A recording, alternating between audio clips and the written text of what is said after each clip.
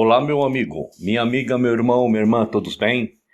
Chegamos aqui então no livro de Judas, capítulo 1, que é o único capítulo, né? Para nós, aqui, né, no último discípulo, apóstolo de Jesus, do nosso Salvador, né? Você conhece como Jesus, para saber se ele, em algum momento, pediu para os discípulos de Cristo se tornarem templo-centrista, construtores de templos, frequentadores de templos de seus rituais, porque de Judas aqui para trás, nós não vimos absolutamente nada. Quem sabe aqui na carta de Judas tem alguma orientação, tá certo? Lembrando que não é para tirar a sua fé de que você deva ir para o templo, conforme o teu líder religioso te ensinou. Eu só estou tentando passar para vocês que estão assistindo esta série aqui de todas o Evangelho das Cartas, que a minha visão é, em nenhum momento isso foi dado. Agora vamos ver Judas, tá certo? Vamos lá. Judas, então, capítulo 1, verso 1. Judas, servo de Jesus Cristo e irmão de Tiago. Detalhe, então esse Judas aqui não é o Judas Iscariote. Você pode até estar espantado, mas sim, muitas pessoas dentro de suas denominações acham que esta carta de Judas é a carta de Judas Iscariote, tá certo? Então, se você achava que era dele, errado.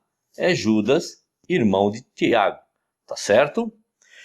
Vamos lá. Judas, servo de Jesus Cristo, irmão de Tiago, aos chamados, santificados em Deus Pai e conservados por Jesus Cristo. Judas também não era trinitariano, porque para ele, somente o Pai era Deus. Tá certo? Misericórdia, paz e amor vos sejam multiplicados. Amados, procurando eu escrever-vos com toda a diligência acerca da salvação comum, tive por necessidade escrever-vos e exortar-vos a batalhar pela fé que uma vez foi dada aos santos. Bom, então o que Judas está dizendo é o seguinte, que ele ia escrever sobre a salvação para aquelas pessoas, possivelmente aquelas pessoas precisavam de alguma orientação, mas ele pediu para que as pessoas tivessem fé e batalhar por essa fé, porque alguma coisa estava acontecendo ali. Verso 4. Porque se introduziram alguns que já antes estavam escritos para este mesmo juízo, homens ímpios, que convertem em dissolução a graça de Deus e negam a Deus, o único dominador e Senhor nosso Jesus Cristo. Vamos lá. Verso 5. Mas quero lembrar-vos, como a quem já uma vez soube isto, olha, então aqui já tem uma pista para quem que Judas está escrevendo esta carta. Pessoas que conhecem o Antigo Testamento, vamos dizer essa linguagem, porque veja, mas quero lembrar-vos como a quem já uma vez soube isto. Pessoas que conheciam o Antigo Testamento, possivelmente judeus convertidos para a doutrina do Cristo, tá? Judeus, israelitas que eram discípulos de Moisés e agora passaram a se tornar discípulos de Cristo, certo? Vamos lá. Mas quero lembrar-vos como a quem já uma vez soube isto, que, havendo o Senhor salvo um povo, tirando-o da terra do Egito, destruiu depois os que não creram.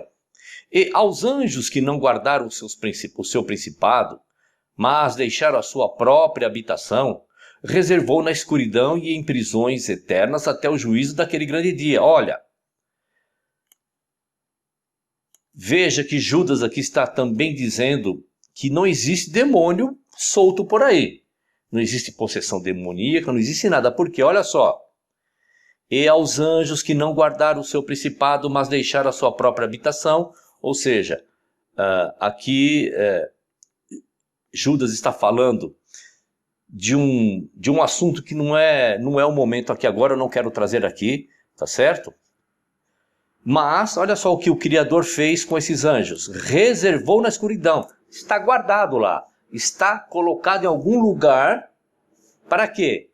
E em prisões, guardado em prisões eternas até o juízo daquele grande dia. Então, os anjos que deixaram de cumprir a sua missão por algum motivo específico, não estão à solta, feito cavalo doido aí, querendo possuir qualquer pessoa, derrubar ônibus cheios de jovens cristãos cantando hinos, ladeira abaixo, matando tudo. Não, eles estão presos, estão guardados, tá certo?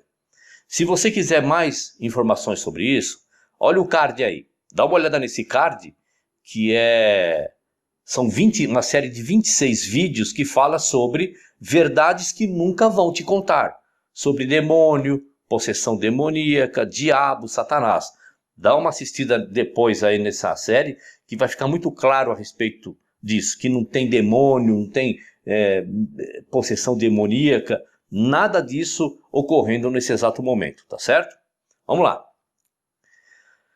Verso 7. Assim como Sodoma e Gomorra e as cidades circunvizinhas, que, havendo-se entregue à fornicação como aqueles, e ido após outra carne, foram postas, por exemplo, sofrendo a pena do fogo eterno. E, contudo, também estes, semelhantemente adormecidos, estes quem? Os que estão se infiltrando, né, no meio das pessoas que aceitaram a doutrina do Cristo e estão fazendo algumas coisas que não é certo. Então, e contudo também estes, semelhantemente adormecidos, contaminaram a sua carne e rejeitaram a dominação e vituperam as dignidades. Mas o arcanjo Miguel, quando contendia com o diabo e disputava a respeito do corpo de Moisés, não ousou pronunciar juízo e maldição contra ele, mas disse: o Senhor te repreenda. Estes, porém, dizendo mal do que não sabem, e naquilo que naturalmente conhecem, como animais irracionais, se corrompem. Ai deles, porque entraram pelo caminho de Caim e foram levados pelo engano do prêmio, em algumas traduções está aqui, do lucro de Balaão, e pereceram na contradição de Coré. Estes são manchas em vossas festas de amor, banqueteando-se convosco e apacentando-se a si mesmo sem temor. São nuvens sem água, levadas pelos ventos de uma para outra parte. São como árvores murchas, infrutíferas, 2 vezes mortas, desarraigadas. Ondas impetuosas do mar, que escumam as suas mesmas abominações, estrelas errantes, para os quais está eternamente reservada a negrura das trevas. E destes profetizou também Enoque. Olha, veja que Judas também aqui, ele cita uma profecia de Enoque. E cadê o livro de Enoque, as profecias de Enoque? O livro de Enoque aqui, na Bíblia que você leva, né, debaixo do braço para a tua igreja. O teu pastor, o teu líder religioso, o teu padre, o teu guru, o teu pai de santo, todos esses que usam Bíblia como base de informação, nunca te falou que existe um livro de Enoque? E que não está na Bíblia? Também tem o livro de Melquisedeque, as profecias de Isaías. Tem diversos livros que, infelizmente, foram dados como livros que não podem estar aqui no conjunto de 66 livros, porque tem algum problema, não nos escritos deles, mas algum problema para o sistema religioso. Então, vamos tirar isso daqui. Então, vamos lá. E destes profetizou também Enoque, o 7º depois de Adão, dizendo: eis que é vindo o Senhor com milhares de seus santos, para fazer juízo contra todos e condenar dentre eles todos os ímpios, por todas as suas obras de impiedade, que impiamente cometeram, e por todas as duras palavras que ímpios pecadores disseram contra ele. Bom, segundo Enoque, né, segundo Judas, que conhecia o livro de Enoque, as pessoas que vão sofrer punições, vamos dizer uma linguagem simples assim, não são pessoas que não se batizaram na igreja adventista, presbiteriana, batista, testemunha de Jeová, congregação cristã, Assembleia de Deus, Brasil para Cristo e por aí vai. Não são essas pessoas não.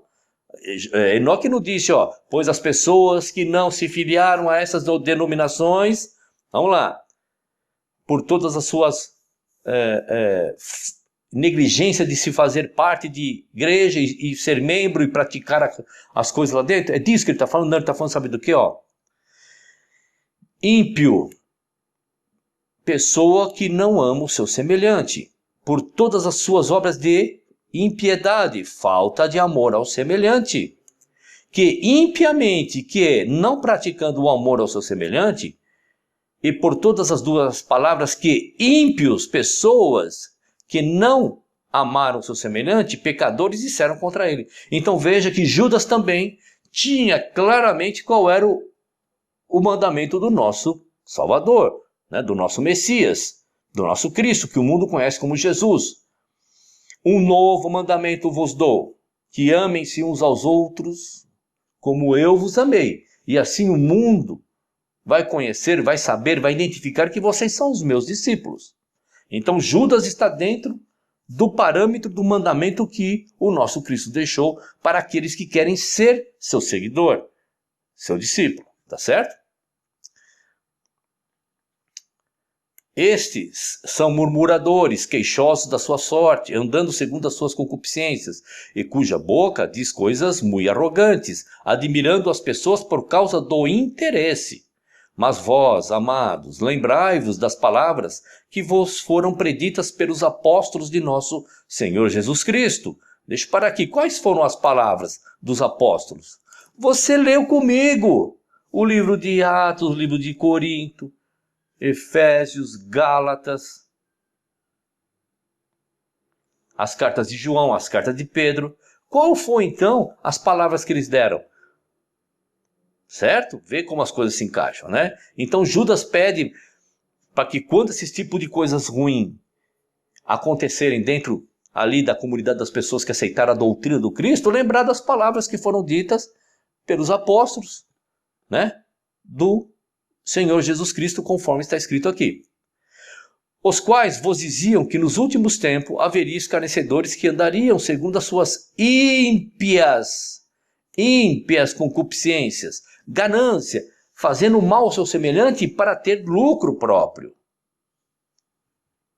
Estes são os que a si mesmos se separam, sensuais, que não têm o Espírito.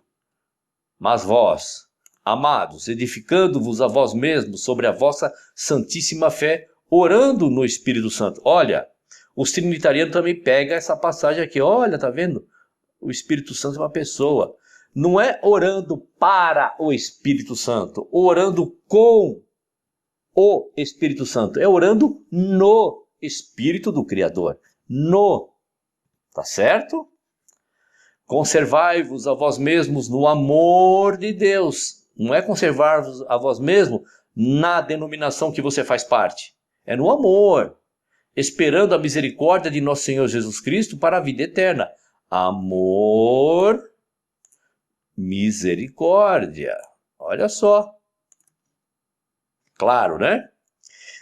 E apiedai-vos de alguns usando de discernimento, ou seja, apiedar é ter piedade, é amar alguns. E salvai alguns com temor, arrebatando-os do fogo, odiando até a túnica manchada de carne. Ora, àquele que é poderoso para vos guardar de tropeçar e apresentar-vos irrepreensíveis com alegria perante a sua glória.